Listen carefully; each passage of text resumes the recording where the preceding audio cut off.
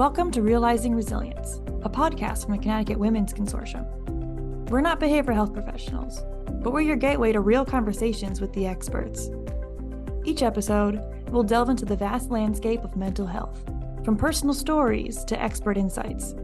Together, we'll bridge the gap between clinical expertise and personal experiences, connecting with diverse voices and perspectives. Join us for insightful conversations that demystify the world of mental health. Rachel Boucher, LCSW, is currently the Clinical Director at Connecticut Coalition Against Domestic Violence, or CCADV. Prior to working in the domestic violence field, she worked in nonprofit mental health organizations. She began her career as a residential clinician and became a clinical director at a psychiatric treatment facility for children. She then served as a program director for a group home and clinical program director for adult outpatient. Rachel has worked both with children and adult survivors of violence as well as people who use violence. At CCADV, Rachel provides training on domestic violence to behavioral health professionals, as there is minimal training available on this topic despite its relevance and frequency. In all areas of her work, her goal is to support people in obtaining resources, tools, and information to be more competent and feel more confident in their role. Welcome back to Realizing Resilience. My name is Alana, and today I have the pleasure of speaking with Rachel Boucher. Rachel, thank you so much for joining me today. Thank you for having me today. Your background is pretty comprehensive. You worked in residential youth treatment and then now are the clinical director at the Connecticut Coalition Against Domestic Violence. How was that journey? What experiences happened along that path? How did you get to where you are now? So it was actually a really interesting journey for me because when I started, and of course, everyone in school, you start with your kind of vision of what you want to do for the rest of your life. So I started working with kids in residential because that was my heart and the only thing I wanted to do. I just wanted to be a therapist. I never wanted to grow, do anything differently. I wanted that program to be there until I was ready to retire. But then a position as an assistant director of the PRTF for the little kids opened up, and the program director at the time actually reached out to me and asked me if I would be interested in that position. And at first, my initial response was absolutely no way. Like, I do not want to be an administration. I don't want to be a supervisor. And then I went and I did a little visit with them and got to see transition time. And then I said, okay, you know what? Why not? Let's give it a try. One of my supervisors, she had a conversation with me and she was like, okay, so you can do a really great job doing what you do, but your whole focus is being able to support change. If you're a supervisor, if you're in a leadership position, you have more potential to support change. And that really stuck with me. And so I went into that position and then I got my dream job. It actually opened up 2 weeks later, which was to run the group home for adolescent girls. And then I went into the adult outpatient world. And so it was really just kind of being open to opportunities that came my way. And so the same thing happened with the Coalition Against Domestic Violence, where someone reached out to me. And it was actually, I think she reached out through LinkedIn, which I'm terrible at keeping track of.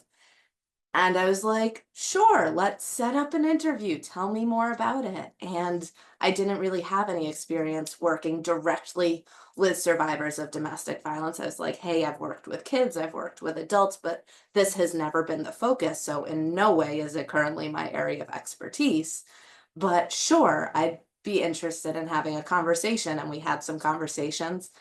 And I decided to take the job because it was interesting and because we're a coalition and we're statewide, that was the best opportunity that I had for making some change. I feel like if I got that message on LinkedIn, I would think I was like being pranked. Yeah, I thought it was spam at first, so I looked into it a little bit more. I was like, oh, okay, this is a real human. And this real human wants to have a phone call with me. While you said your focus was never really working directly with domestic violence survivors before in your clinical work, I'm sure it came up. So what kind of across the continuum of your career helped you see or illuminated maybe how domestic violence is both understood and misunderstood by mental health practitioners? So unfortunately, more so misunderstood. We don't understand it. The way we in the behavioral health world understand it is through our own personal experiences. Or if you have the opportunity to work for a program that it's specifically designed to address domestic violence. However, otherwise, we in the child world, we see it as something that the parents experience, and we question, do we need a DCF 136 because we're working with the kids? And in the adult outpatient world, we don't really think of it as the presenting problem and the focus of treatment. It is this side thing that we need to address. And the question is really, does this person want to leave? And and that's really the understanding of it. The other big piece is that there's a significant misunderstanding of what constitutes as domestic violence. When we think of domestic violence, we think of physical violence between two people. And although that is prevalent, it's actually 1 in 4 women and 1 in 7 men experience severe physical violence between an intimate partner. That's a lot of people. But there's so many other components of domestic violence. There's physical violence, there's sexual violence, there's emotional violence, there's financial violence, there is legal coercion, there's mental health coercion, there's substance use coercion. There's so many types of violence, and people often experience multiple types of violence within their relationship. But in the behavioral health world, we don't understand all of those components. Stalking, for example. And then what will happen is, because we understand the behavioral health component, so I understand what a schizophrenia spectrum disorder looks like, and I understand what delusions are. If someone who's delusional tells me that someone is tapping into their phones, I'm going to think that your symptoms are increasing, and might need to have a conversation with your medication provider about my concerns about your presentation. I'm not going to think, oh, someone might actually be stalking you and trying to tap into your phones or use your Ring doorbell app as a means of controlling your behaviors. So we don't have an understanding of all of the components, and it's so often the focus is on leaving the relationship and terminating the relationship, and not also not having an understanding of why wouldn't someone leave. We have this kind of, if you're in this unhealthy relationship, we want you to terminate the unhealthy relationship, because as behavioral health folks, we want you to make healthy decisions. And we have a hard time understanding, why wouldn't someone want to leave? We don't think about all of the components of a relationship and what it means to change and to leave a relationship without even thinking about the particulars of domestic violence. I mean, that's just such a common refrain, is the why would you stay? Why are you still there? And I think it's really important, and nobody really thinks about it in any capacity. Like, how do you support someone who, it's like harm reduction, where there are levels to which you can support them, and it doesn't necessarily mean you just have to sever this relationship immediately. So speaking to that, I'm sure some of the research-based interventions that you're going to talk about at your training, which is Understanding Domestic Violence for Mental Health Practitioners on September 16th, address some of that, where there's that overlap both in mental health conditions and maybe signs of domestic violence, and then also how do you support people who maybe are not in a position to leave the relationship? Yeah, so I'll talk about the kind of the correlating diagnoses that we see, and then towards the end of the training I'll talk about some of the different research-based interventions. A couple, so funny actually, through Women's Consortium you do the seeking safety training a lot. So seeking safety is actually proven to be really helpful for survivors of domestic violence. I'll also talk about TREM, which is Trauma Recovery Empowerment Model. Yep, and TREP, which is the Trauma Recovery Empowerment Profile, which is actually the same woman wrote that material, and both of those have been proven to be very beneficial for survivors. The thing I love about seeking safety in survivors is that you can attend one session and you will have benefited. One of the big kind of challenges in working with survivors in a behavioral health setting is, because of the safety concerns within their relationships, they're a very transient population.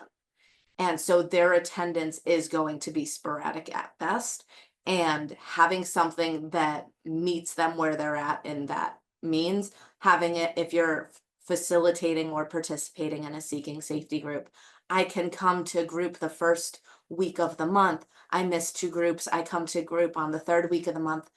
I'm able to pick up right where I left off, even though you have facilitated a couple of groups. It's like reading a book where you can open the book to chapter 7 and you know exactly where you are, even though you missed out chapters 1 through 6. So I'll talk about those 2 are my favorite. So the reasons I bring them up. I'll talk about a couple others, but what I really like to focus on, since I think there's like 5 or 6 different modalities that I'll talk about, is more so the techniques that are being used. What are those kind of aspects of that treatment modality that makes it useful for survivors? Because no one at this training is going to become an expert in any of these modalities by the end of the day, but it's really about what kind of tools can you pull from those different techniques to put in your toolbox so that when you're working with someone, you can use something without having to be an expert in a specific research-based intervention. Yeah, that makes sense. And based on what I know about Seeking Safety, which we offered it maybe about a month ago, and then Marissa and I also interviewed the trainer for that.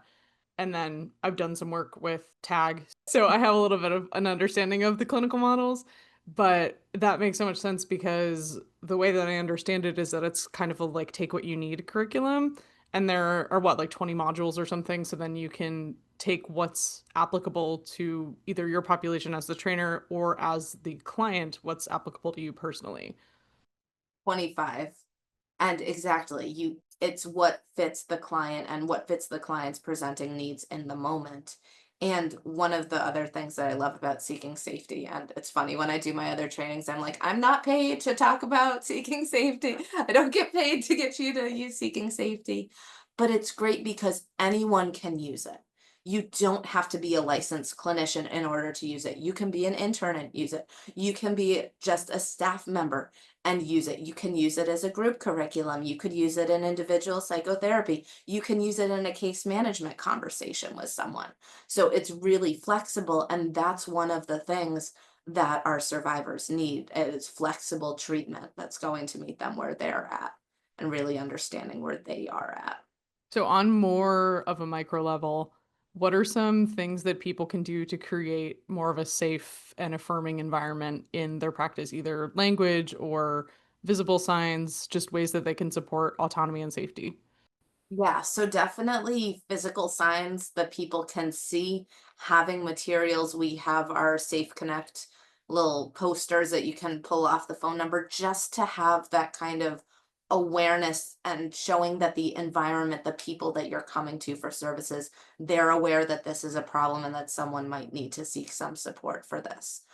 Talking about domestic violence proactively, educating about it. It is not in our current kind of language that we talk about domestic violence. Even think about your own trauma screens. We ask, have you experienced someone being physically harmful towards you? We don't ask, has someone that you lived with been physically harmful towards you? So talking more so about domestic violence, bringing it to the surface, bringing it to our clients instead of waiting for them to bring it to us, educating them. So if you've seen one of my trainings or coming to another one, or you can just also Google if you don't have the time, but learning more yourself about the types of domestic violence so that you can have conversations with clients about what domestic violence looks like. A lot of people will not identify as experiencing domestic violence because they think it is normal within the context of a relationship, whether it's the way they were raised, whether it's their culture, whether it's they just haven't seen a whole lot of healthy relationships. A lot of folks will not identify unless we have the conversations. Very similar to the way we talk about mental health diagnoses, right? If we're talking about someone with a major depressive disorder, if they're coming to you and listing their symptoms, you're going to say, well, it sounds like you would actually meet criteria for major depressive disorder because you told me that you're not sleeping well, you're not eating, you're feeling kind of low, you've had some suicidal ideation. Those are actually qualifiers for, and then you open up that conversation. So bringing that as a conversation to clients. Um, Shifting, so huge kind of easy one that you can think of, shifting your terminology. So using the term survivor as opposed to the term victim. survivors have already been victimized. They do not need our assistance in re-victimizing them. So using the term survivor to empower them, and also just have an empowering approach when we're working with them. That is what they need from us. If you take nothing away from any conversations about domestic violence, if you can just take away using empowerment-based frameworks, you're doing something better. So having that empowering terminology with our approach with them, and then that will also help the way they're feeling about working with us.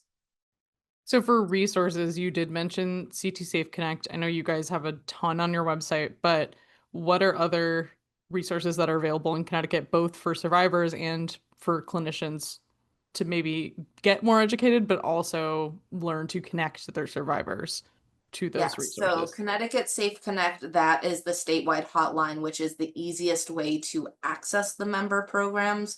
We have 18 programs across the state of Connecticut that provide domestic violence services to survivors. So what those look like, we have domestic violence counseling for adults and children, because we forget a lot of the time the kids are coming with the parent who's experiencing domestic violence. So they have specific domestic violence counseling, not to be confused with therapy. They do domestic violence groups.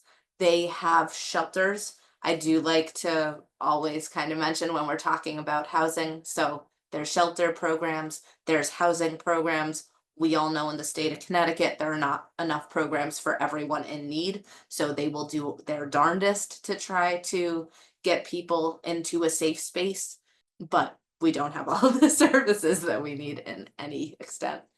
Court advocacy, that one is pretty significant. So if you have a client that wants guidance about what to do about their court case, whether it be a restraining order, a protective order, a child custody battle, someone using legal coercion against them, we have court advocates that can kind of walk them through the system, help them gain a better understanding of what's going on.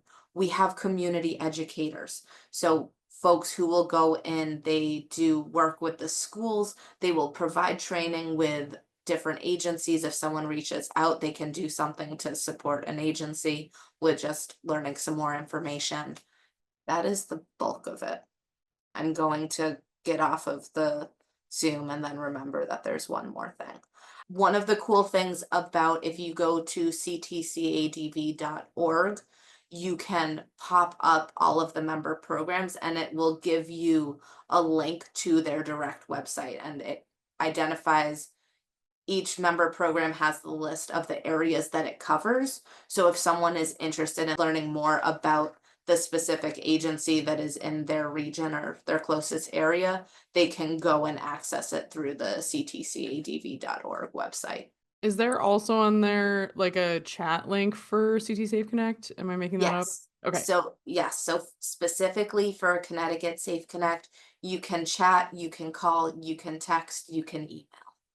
And one of the really great things is that when you call the CT Safe Connect number, they will ask you, is now a good time? And is this the best means of contacting you? So if now is a bad time, if you're meeting with a client and you have 3 minutes left of your session and they doorknob therapy, hey, I'm experiencing domestic violence, you can call the Safe Connect hotline together to be that kind of warm handoff. And if now is a terrible time for the client because they have to go back home where they're unsafe, Connecticut Safe Connect will ask what is a better time to call you. So at least that initial introduction can be made and the client knows how they can access that information. Awesome. I'm really excited for this training. I think for us, it's a gap that we haven't really done anything directly about. And as you mentioned, it does seem like domestic violence is so overlooked. Like, even in teaching as a mandated reporter, I feel like you knew the signs, but it was really the signs for like, is this kid getting punched? And not really, what other things are happening in their life.